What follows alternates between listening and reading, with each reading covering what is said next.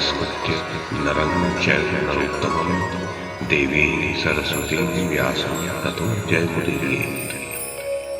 ओम नमो भगवते वासुदेवाय। ओम नमः पितामहाय। ओम नमः प्रजापतिभ्यः। ओम नमः कृष्णद्वैपायनाय। ओम नमः सर्वविघ्नविनायकेभ्यः।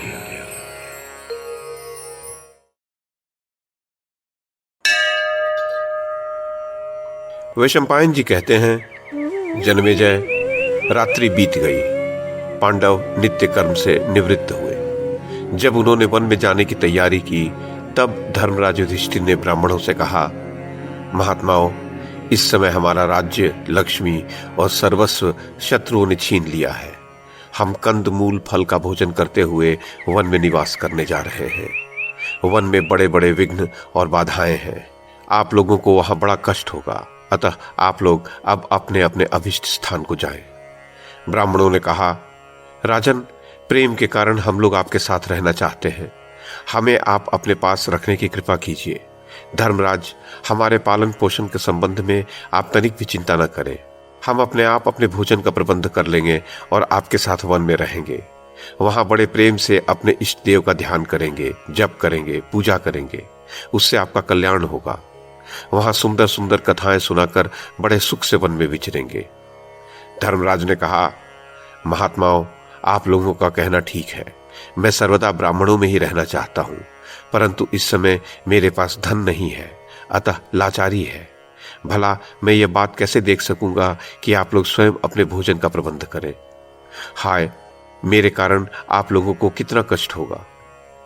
जन्मेजय, जब धर्मराज युधिष्ठिर ने इस प्रकार शोक प्रकट किया और दुखी होकर पृथ्वी पर बैठ गए, तब आत्मज्ञानी शौनक ने, जो कर्मयोग और सांख्य योग दोनों ही निष्ठाओं के विचार में प्रवीण थे, राजा से इस प्रकार कहा, राजन, अज्ञानी मनुष्यों के सामने प्रतिदिन सैकड़ों और सहस्त्रों शोक तथा भय के अवसर आया करते हैं, ज्ञानियों के सामने नहीं। आप जैसे सत्पुरुष ऐसे अवसरों से कर्म बंधन में नहीं पड़ते। वे तो सर्वदा मुक्त ही रहते हैं। राजन, योग के 8 अंग, यम, नियम, आसन, प्राणायाम, प्रत्याहार, धारणा, ध्यान और समाधि से संपन्न, समस्त अमंगलों का नाश करने वाली तथा श्रुतियों और स्मृतियों के स्वाध्याय से भली भांति दृढ़ की हुई जो उत्तम बुद्धि कही गई है, वह आप में स्थित है। अर्थ संकट, दुस्तर दुख तथा स्वजनों पर आई हुई विपत्ति में आप जैसे ज्ञानी शारीरिक और मानसिक दुखों से पीड़ित नहीं होते। पूर्व काल में महात्मा जनक ने जगत को शारीरिक और मानसिक दुख से पीड़ित देखकर उसकी शांति के लिए यह बात कही थी। आप उनके वचन सुनिए। शरीर के दुख के 4 कारण होते हैं: रोग, दुखद वस्तु का स्पर्श, अधिक परिश्रम और अभिलषित वस्तु का न मिलना।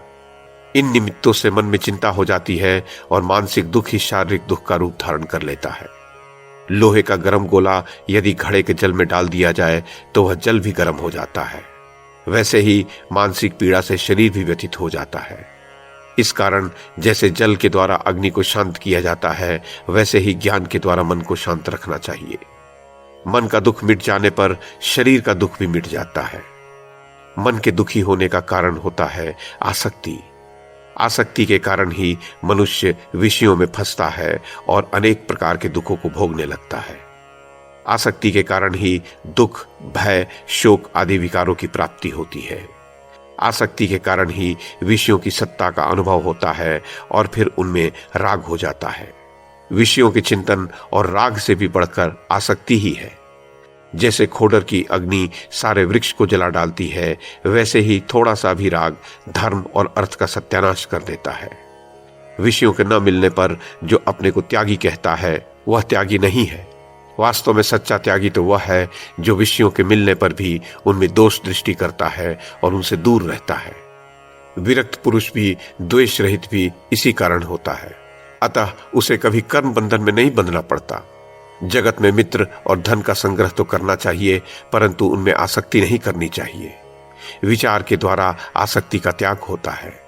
जैसे कमल के दल पर जल अटल नहीं रह सकता, वैसे ही विवेकी भगवत प्राप्ति के इच्छुक और आत्मज्ञानी पुरुष के चित्त में स्नेह नहीं टिक सकता।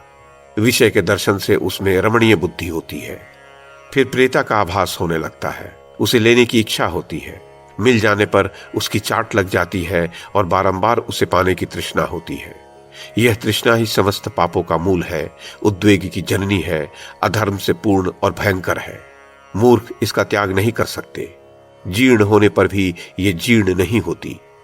यह शरीर के साथ मिटने वाली व्याधि है। इसका त्याग करने से ही सच्चा सुख प्राप्त होता है। जैसे लोहे के भीतर प्रवेश करके आग उसका नाश कर देती है, वैसे ही प्राणियों के हृदय में प्रवेश करके यह तृष्णा भी उनका नाश कर देती है और स्वयं कभी नहीं मिटती। जैसे ईंधन अपनी ही अग्नि से भस्म हो जाता है, वैसे ही लोभी पुरुष स्वाभाविक लोभ से ही नष्ट हो जाता है। जैसे प्राणियों के सिर पर मृत्यु का भय सर्वदा सवार रहता है, वैसे ही धनी पुरुषों को राजा, जल, अग्नि, चोर और कुटुंब का भय सदा ही बना रहता है। जैसे मांस को आकाश में पक्षी, भूमि पर हिंसक जीव और जल में मछलियां खा जाती हैं, वैसे ही धनी पुरुष के धन को भी सब कहीं दूसरे लोग ही भोगा करते हैं। मूर्खों की तो बात ही क्या, बड़े बड़े बुद्धिमानों के लिए भी धन अनर्थ का ही कारण है। वे धन से सिद्ध होने वाले फलों के लिए कर्म में लग जाते हैं और अपना परम कल्याण करने में असमर्थ हो जाते हैं। सभी प्रकार के धन, लोभ, मोह, कंजूसी, घमंड, हेकड़ी, भय और उद्वेग को बढ़ाने वाले होते हैं। धन के पैदा करने में, रक्षा करने में और खर्च करने में भी बड़ा दुख सहना पड़ता है। धन के लिए लोग एक दूसरे के प्राण तक ले लेते हैं। यदि धन अपने पास इकट्ठा हो जाए तो वह पाले हुए शत्रु के समान हो जाता है। उसको छोड़ना भी कठिन हो जाता है। धन की चिंता करना अपना नाश करना है। इसी से अज्ञानी सर्वदा असंतुष्ट रहते हैं और ज्ञानी संतुष्ट। धन की प्यास कभी बुझती नहीं। उसकी ओर से मुंह मोड़ लेना ही परम सुख है। सच्चा संतोष ही परम शांति है।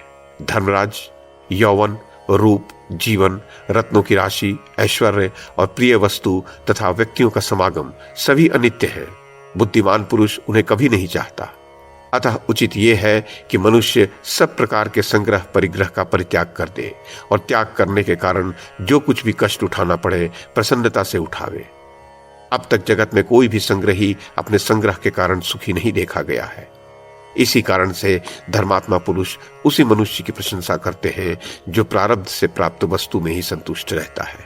धर्म करने के लिए भी धन कमाने की अपेक्षा न कमाना ही अच्छा होता है। जब अंत में कीचड़ को धोना ही पड़ेगा तो उसको छुआ ही क्यों जाए। अतः धर्मराज, आप किसी भी वस्तु की इच्छा मत कीजिए।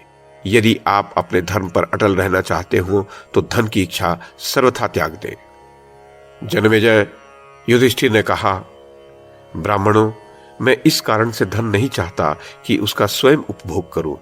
मैं तो केवल ब्राह्मणों का भरण पोषण चाहता हूं। मेरे चित्त में धन का लोभ तनिक भी नहीं है। महात्मन, मैं पांडुवंशी गृहस्थ हूं। ऐसी अवस्था में अनुयायियों का पालन पोषण कैसे न करूं। गृहस्थ पुरुष के भोजन में सभी प्राणी भागीदार होते हैं। गृहस्थ के लिए यह धर्म है कि वह सन्यासी आदि उन लोगों को भोजन करावे जो अपने हाथ से अन्न नहीं पकाते। सत्पुरुषों के घर में तिनकों के आसन, बैठने के स्थान, जल और मधुर वाणी का कभी अभाव नहीं होता। दुखी को सोने के लिए शैया, थके मादे के लिए बैठने को आसन, क्षुधातुर को जल और भूखे को भोजन तो देना ही चाहिए। यह सनातन धर्म है कि जो अपने पास आवे उसे प्रेम भरी दृष्टि से देखे, मन में उसके प्रति सद्भाव रखे, मधुर वाणी से बोले और उठकर आसन दे। अतिथि को आता हुआ देखकर अगवानी और सत्कार तो करना ही चाहिए। जो गृहस्थ अग्निहोत्र, गौ, जाति वाले, अतिथि, भाई बंधु, स्त्री पुरुष और सेवकों का सत्कार नहीं करता, उसे वे जला डालते हैं। गृहस्थ को चाहिए कि वह देवता और पितरों के लिए भोजन बनावे, उन्हें अर्पण किए बिना अपने काम में नहीं लाए। श्वान, चांडाल और पक्षियों के लिए भी अन्न निकाल दे। यह बलि वैश्वदेव कर्म है। बलि वैश्वदेव करके और दूसरों को खिलाकर खाना ही अमृत भोजन है। अतिथि को प्रेम की दृष्टि से देखे, मन से उसका भला चाहे, सत्य और मीठी वाणी से बोले, हाथों से उसकी सेवा करे और जाने के समय उसके पीछे पीछे चले। इसका नाम पंच दक्षिण यज्ञ है। कोई अनजान मनुष्य थका मादा मार्ग में चला आ रहा हो तो उसे बड़े प्रेम से खिलाना पिलाना चाहिए। यह महान पुण्य कार्य है। जो पुरुष गृहस्थाश्रम में रहकर इस प्रकार का व्यवहार करता है वही अपने धर्म का पालन करता है। हमारे जैसे गृहस्थ को आप इससे भिन्न धर्म का उपदेश कैसे कर रहे हैं। जन्मेजय, शौनक जी ने कहा, सचमुच इस जगत की चाल उल्टी है। आप जैसे सत्पुरुष दूसरों को खिलाए बिना स्वयं खाने पीने में संकोच करते हैं और दुष्ट लोग अपना पेट भरने के लिए दूसरों का अधिकार भी खा जाते हैं। इंद्रियां बड़ी बलवान होती हैं। मनुष्य उनके फंदे में फंसकर ऐसा मूढ़ हो जाता है कि उसे मार्ग कुमार्ग का ज्ञान नहीं रहता। जिस समय इंद्रिय और विषयों का संयोग होता है उस समय पूर्वकालीन संस्कार मन के रूप में जागृत हो जाते हैं। मन जिस इंद्रिय के विषय के पास जाता है उसी को भोगने के लिए उत्सुकता हो जाती है और प्रयत्न भी होने लगता है। संकल्प से कामना उत्पन्न होती है और विषयों का संयोग रहता ही है। इन दोनों से पुरुष विवश हो जाता है और रूप के लोभ में पतंगे के समान अग्नि में गिर पड़ता है। वह अपनी वासना के अनुसार रसनेन्द्रिय और जन्नेन्द्रिय के भोगों में इस प्रकार घुल मिल जाता है कि उसे अपने आप की भी स्मृति नहीं रहती। अज्ञान के कारण कामनाएं, कामना पूर्ति होने पर तृष्णा, तृष्णा के कारण अनेक प्रकार के उचित अनुचित कर्म होने लगते हैं। फिर तो कर्मों के अनुसार अनेक योनियों में भटकना अनिवार्य हो जाता है। ब्रह्मा से लेकर तिनके तक जलचर, थलचर और नभचर प्राणियों में उसे चक्कर काटना पड़ता है। ये गति तो बुद्धिहीन विषयासक्त प्राणियों की होती है। जो लोग अपने श्रेष्ठ कर्तव्य का पालन करते हैं और जगत के चक्कर से मुक्त होना चाहते हैं उन बुद्धिमानों की बात सुनिए। कर्म करो और कर्म छोड़ दो, ये दोनों ही बातें वेदाज्ञा हैं।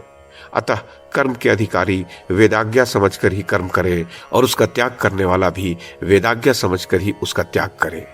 कर्म करने और न करने का, प्रवृत्ति और निवृत्ति का आग्रह अपनी बुद्धि के अभिमान पर नहीं करना चाहिए।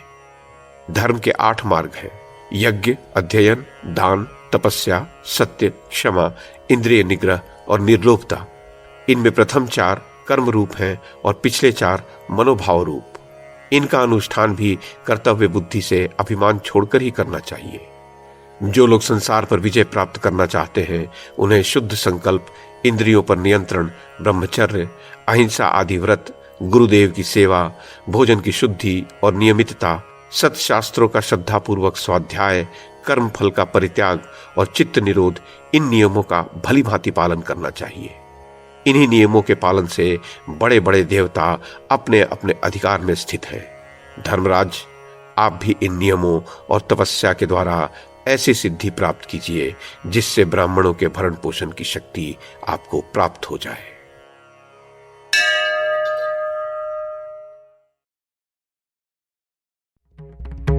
YouTube के माध्यम से महाभारत की कथा को एक श्रृंखला के रूप में प्रस्तुत करने का हमारा ये प्रयास यदि आपको सराहनीय लगा हो तो कृपया इस कड़ी को लाइक और शेयर करें, चैनल को सब्सक्राइब करें और बेल आइकन को दबाएं। साथ में अन्य लोगों को भी देखने के लिए प्रेरित करें।